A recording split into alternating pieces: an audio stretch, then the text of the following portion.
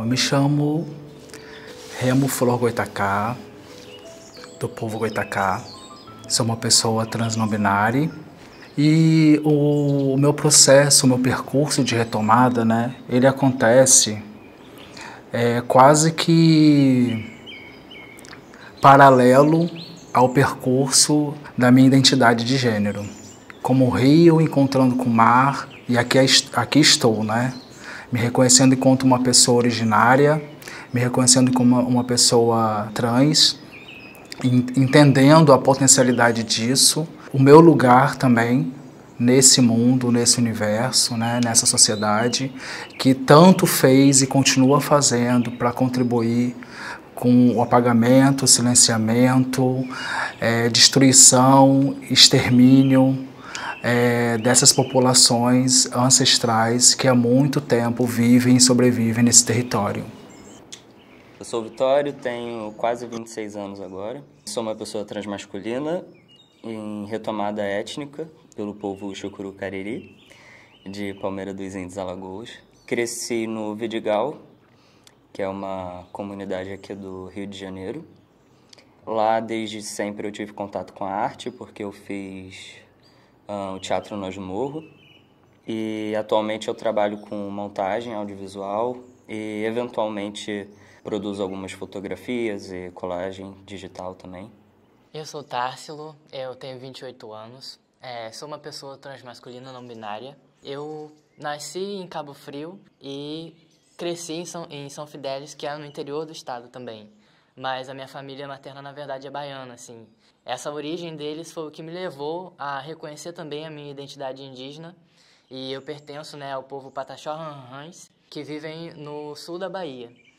Então, o que eu tenho tentado construído de mim também, assim, e buscado é a minha ancestralidade, né, tentado retomar isso para a minha vida atualmente, e até tentando ir até lá, assim, até o momento eu não consegui, mas em algum momento quero estar lá no território e sentir também, né, compartilhar um momento com as pessoas que ainda estão lá e que são meus parentes também.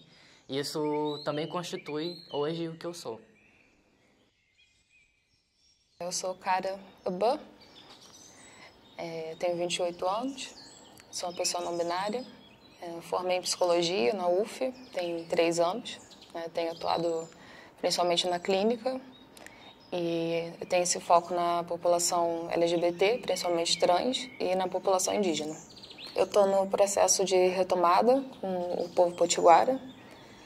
E a retomada é um processo de muitas etapas, eu acho que são eternas etapas também, né? Não sei se tem um final.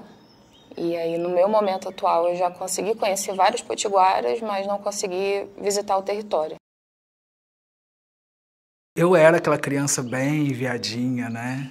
Que brincava das coisas que eu queria brincar, sejam elas coisas consideradas de menino ou coisas de menina, que falava da maneira que eu queria falar, me expressava da maneira que eu queria me expressar, vestia o que eu queria vestir. Inclusive, na escola, eu produzia looks para ir para a escola, né? Eu já ouvia falas ofensivas, inclusive de familiares, né? Sempre o meu jeito, que eles nomeavam como um jeito afeminado, que de alguma forma rompia com aquilo que era o ideal de ser um menino. E lá na escola, claro, né, que eu recebia todo tipo de retaliação, mas isso meio que não me importava muito, assim, né? Eu só existia, só era eu. E talvez eu tenha esse processo de retomada, não só de retomada étnica, racial, mas também um processo de retomada de quem eu sou, né, na real, assim, de quem eu sou de verdade. Eu tive uma infância, posso dizer até que bem tranquila, vivendo lá em São Fidélis, que é uma cidade pequenininha do interior.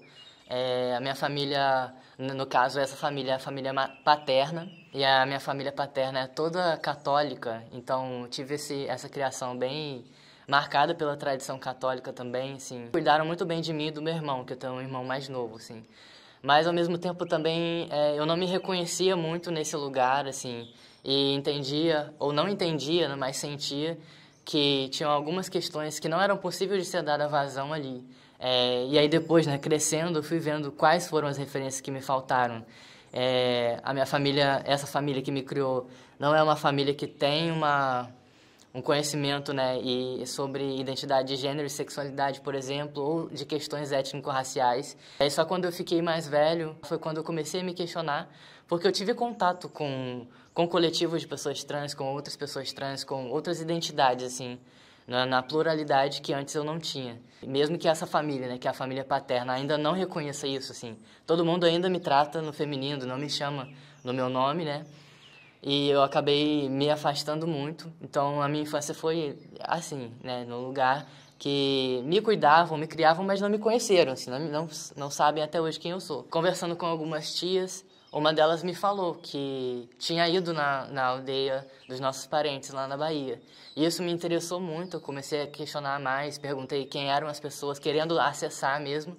E aí eu fui percebendo que eu precisava disso, precisava até para conseguir construir a pessoa que eu estava construindo. Porque eu entendo que quando eu entendi que eu era uma pessoa trans, né, e que eu até aquele momento também não sabia nada sobre mim, precisava aprender, eu ia começar uma jornada de me criar de novo, né? Eu cresci no Vidigal e a minha infância foi toda lá, até porque a escola que eu estudei era dentro da comunidade mesmo. Fui, sobretudo, uma criança bem moleca, assim. Meu negócio era brincar de bola e no meio da garotada. Durante a minha infância, eu me entendi uma pessoa parda, porque minha mãe é indígena e meu pai é branco, então eu entendia que pardo era uma pessoa que nasceu da mistura, né? O que, enfim, não deixa de ser, mas sempre reconhecendo que em algum lugar tinha uma origem indígena, né? Mas sem realmente ter essas palavras no meu vocabulário ou ao meu entorno, né? Porque como eu cresci numa favela, o debate sempre foi racial, né? Sempre foi a questão do povo negro, enfim. Você não vê pessoas indígenas na favela que se reconhecem como tal, mas se você anda na favela, você vê parente ali também, sabe? Eu cresci vendo vários parentes ao meu redor. Pessoas indígenas, mas é isso, que muitas vezes vão se entender até pretas, né? Tipo, minha mãe se entendeu preta por muitos anos. Agora que eu trago a minha retomada, trago e falo, mãe, você não é preta, assim. Vamos olhar para a história da nossa família, né? Vamos ver de onde veio, de onde a sua mãe veio, de onde seu pai veio, porque meus avós que nasceram, minha avó nasceu em Palmeira dos Índios, meu avô no Ceará. Tem uma coisa, um termo que a gente fala bastante para pessoas em retomada étnica, enfim, que é o não lugar, né? Se você não tem referências, você só vai escutar esse discurso, que o Brasil se divide entre pessoas pretas e pessoas brancas. E isso gera, enfim, várias questões estruturais de falta de acesso à universidade, a emprego. E a política de cota, muitas vezes a gente fica de fora delas também. Não saber a nossa história é muito difícil, assim. Muitos como eu, muitas e muitas pessoas como eu, vivem situações e vidas parecidas dessa experiência de viver na cidade e de ter o direito à sua ancestralidade negado. Talvez algumas não saibam nomear, outras estão tentando fazer esse mesmo percurso. Mas, de alguma forma, isso sempre permeou nossas vidas, sempre esteve presente. Símbolos, costumes, culturas, práticas, rituais, sempre estiveram presentes no cotidiano de pessoas que de alguma forma tiveram contato com esses vestígios da ancestralidade. O momento inicial desse processo, né, acontece quando eu, já na universidade, né, eu me encontro com a discussão racial. E a discussão racial muito pelo viés do movimento negro. Mas, de alguma forma, eu não conseguia me identificar com o movimento negro em si, com as pautas que eram ali debatidas, assim, né? Mas, de uma forma ou de outra, eu me colocava como pessoa negra naquele momento. Um belo dia, eu visitando um amigo, a gente conversando, conversa vai, conversa vem, e ele falou assim, não sei o quê, Remo, você não é negro.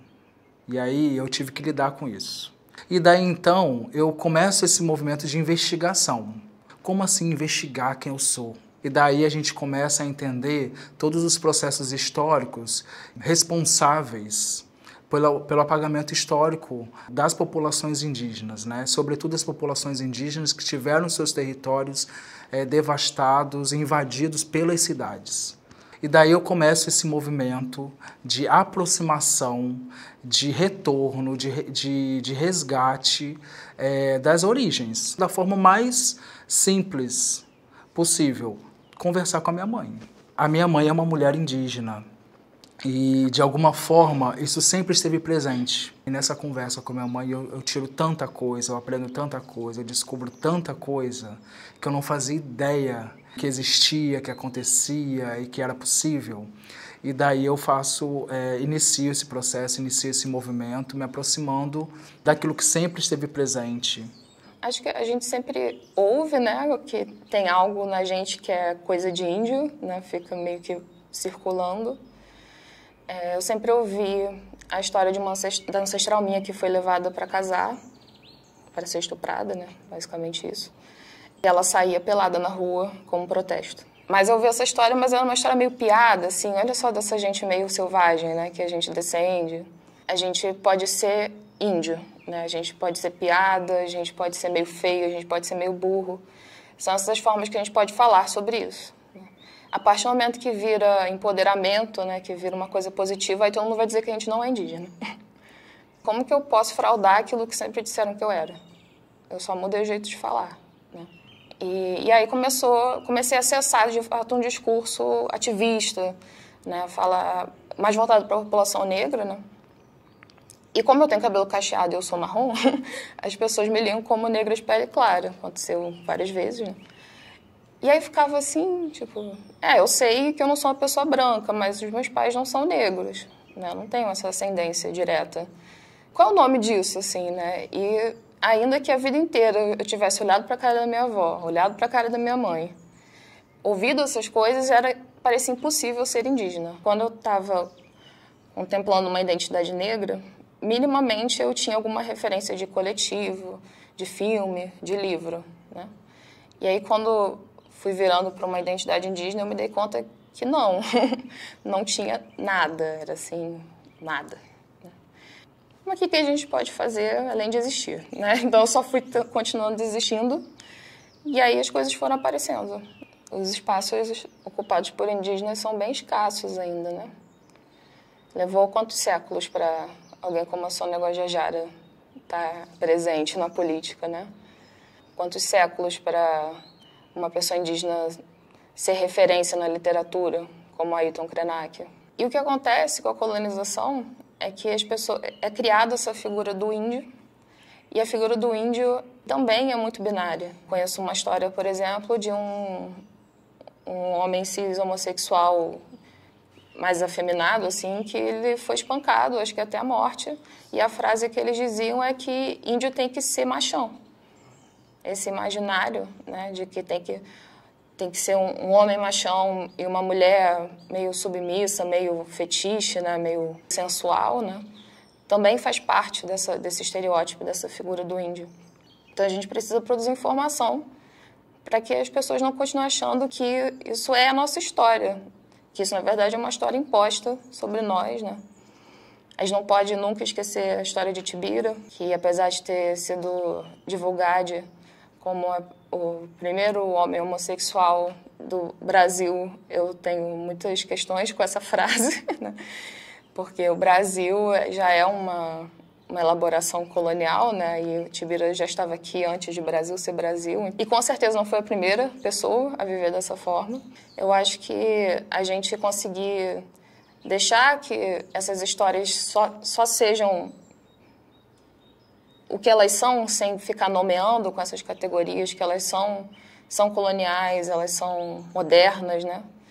É um passo para que as pessoas possam existir um pouco melhor, né? Que as pessoas se interessem de saber qual é a história de um povo, como é que as pessoas chamam as coisas dentro de um povo.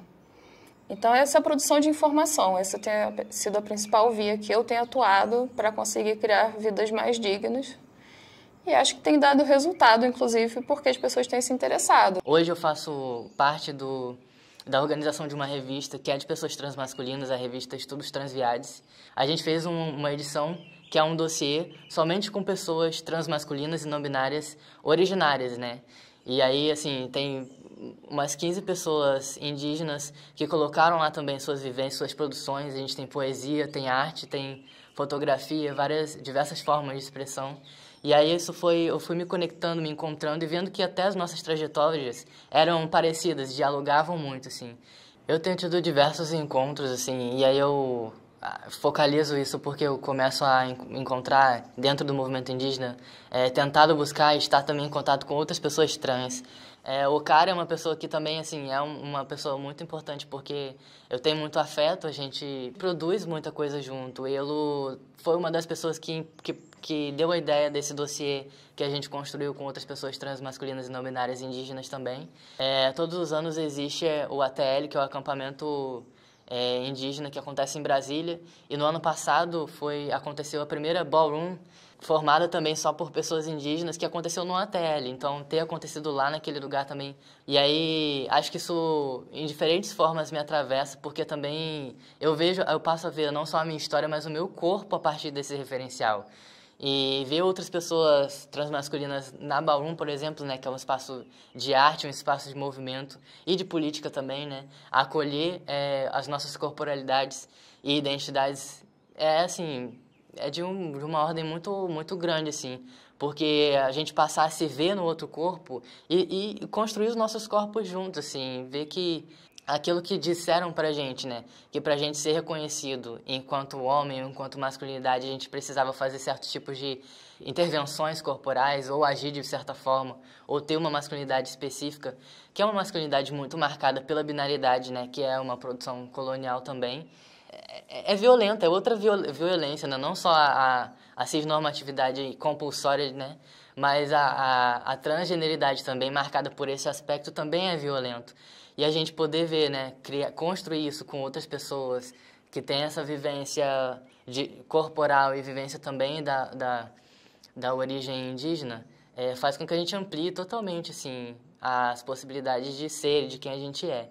Tá podendo me encontrar com essas outras pessoas até me destrói para eu me transformar e poder ser outras coisas, ou coisas que eu já era, mas que estavam, de certa forma, aterradas aqui, de forma a não me permitir ser, né? A gente está lutando e reivindicando e se movimentando para descobrir o grafismo do nosso povo, a língua do nosso povo, a cultura, né, a forma como esse povo vivia, entendendo que esse povo e que os diversos povos indígenas que permanecem nas cidades jamais foram extintos.